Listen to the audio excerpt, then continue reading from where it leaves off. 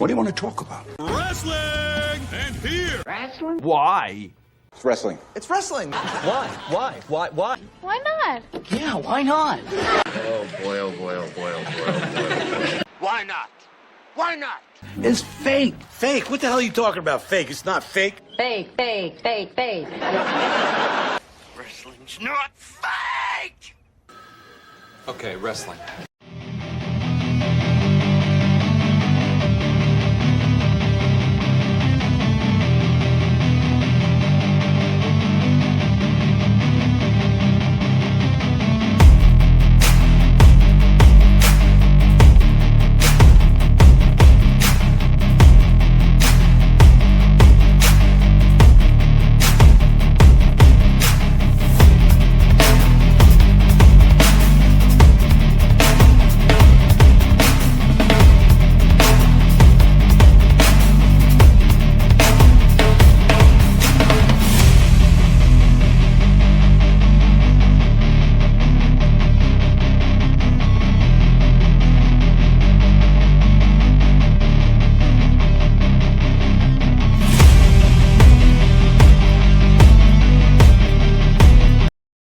Hello, ladies and gentlemen. Ron Ray here, your boy with a cornbread accent.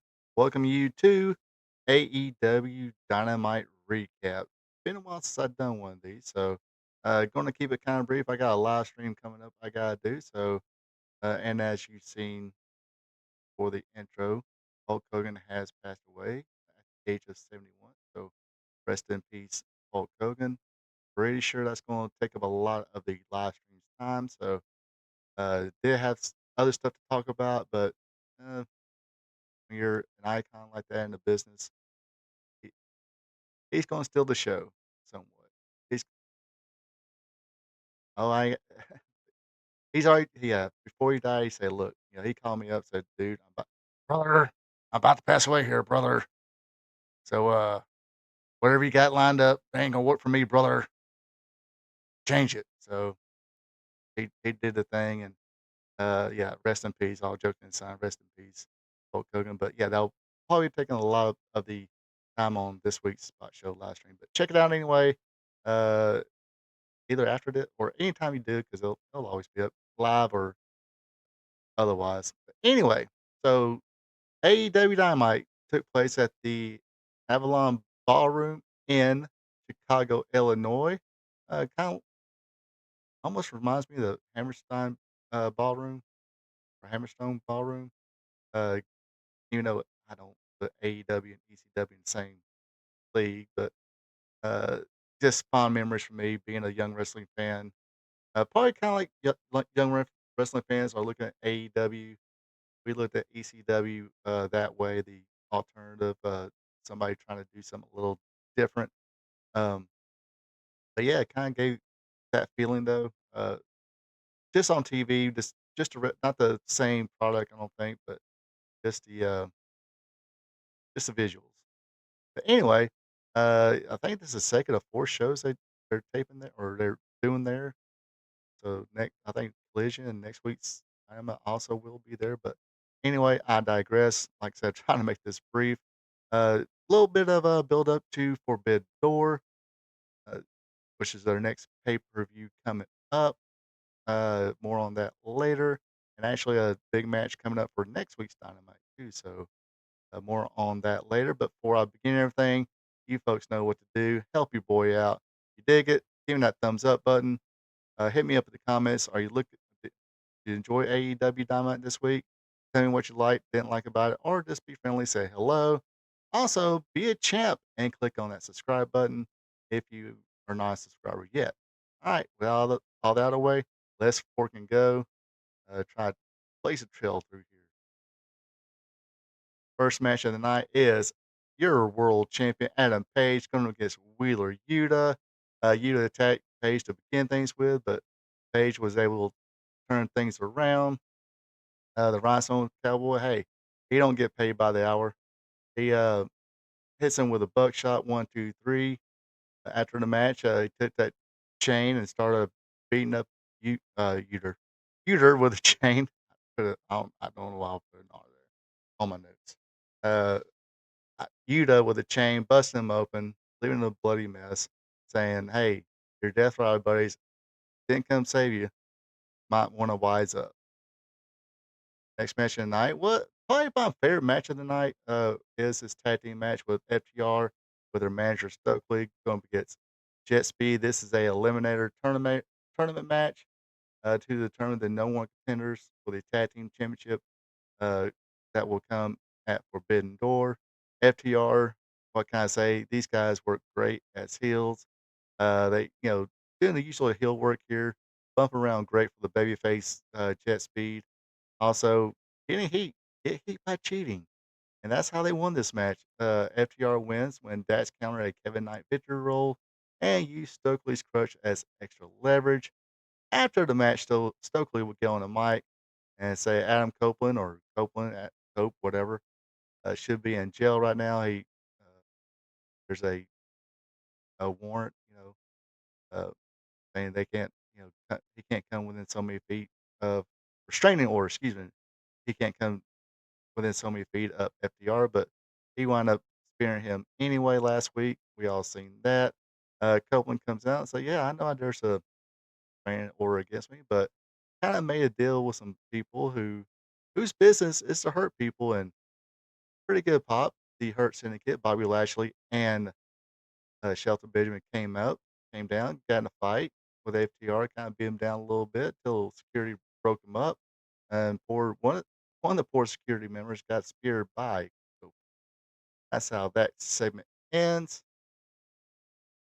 Next up, Will Ospreay comes up saying he's been battling neck injury for 10 months now. Got a lot of vertebrae damage that he said, fortunately, it is treatable, and he thinks he should be back come Forbidden Door. Will said when he does come back, he's won a championship match, but more importantly, he's looking for revenge against the Death Riders. Championship eliminator match. Tony Storm, the AEW Women's Champion, went up against Billy Starks. Billy Starks, I guess, is the protege of Athena. Athena was, let's just really soften up Tony Storm so Athena can come and cash in her clipboard. Stark worked on the knees, or ate the knees, excuse me, when attempting a swanton. Storm locks in the chicken wing, tap out win for her. After the match, uh, Billy hits Storm with a championship belt. Athena comes out and puts a whooping on Storm as well using that clipboard or the middle clipboard. Was about to sign a contract and cash in her clipboard when Alex Windsor comes out and saves the day. Next up, we got a match with Ichiro going against Swerve Strickland. Pretty good match here. It was okay. Uh, eh, uh, Something about I don't know. I guess I just couldn't really keep my focus on it. Uh, Ichiro would work at Swerve's leg. Swerve would come back to hit some of his signature stuff. Some more back and forth. Swerve, I guess, was looking for that Swerve stomp from the top rope to finish off Ichiro. Lance Archer will coming out, causing a DQ. That shit causes a DQ nowadays. Bandito and his buddy came out to make the save. Okada would nail Strickland with a chair, but Swerve was able to bounce back. Put Okada's head through the chair. Looks like he's looking for the house call, but Okada wiggled out of it and escaped.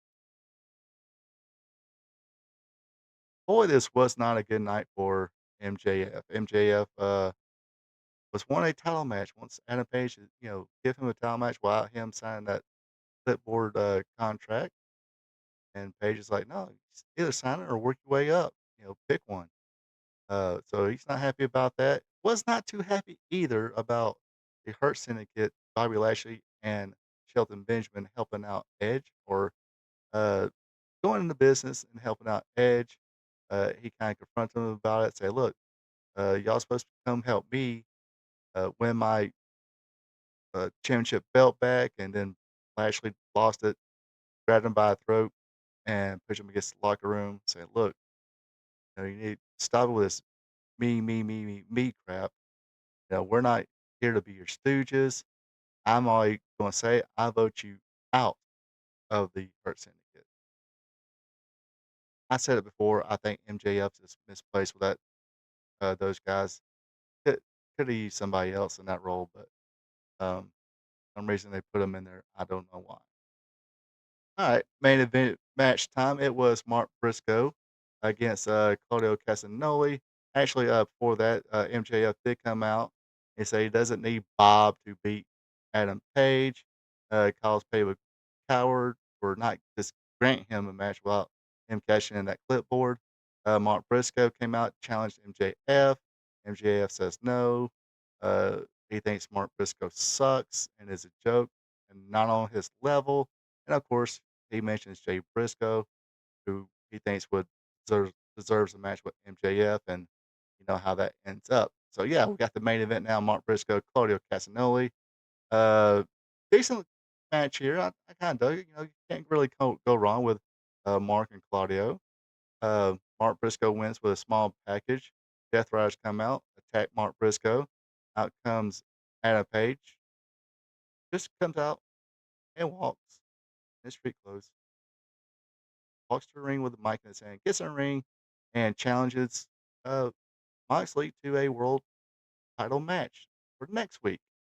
He said he knows Moxley's going to do it, but now since I'm the champ, I'm going to play on my rules. So next week's match, everyone but him, Moxley, and the ref uh, at ringside, everybody else is banned from ringside. So trying to keep it 101. And the match was made official, so it will be Adam Page defend the world title against Jon Moxley on next week's Dynamite. So that could be interesting. Anyway, that concludes this week's AEW Dynamite Recap. Like I said, I hope you enjoyed. Check out my live stream whenever you can, either live or after it's done live. Everything else, but other than that, folks, have a good one. Take it easy, and until next time. So long from the peach state of Georgia. Ronald Ray here saying thank you for checking out my video. If you don't mind, go ahead and click that thumbs up button, leave a comment, and share this video with family and friends. I would also appreciate it if you would subscribe to RP2 Vision, where I cover the sport of professional wrestling from yesterday to today.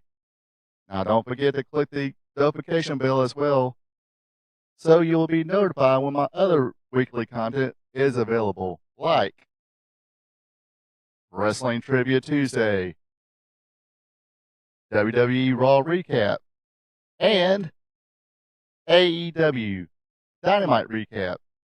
I also have 2 live streams.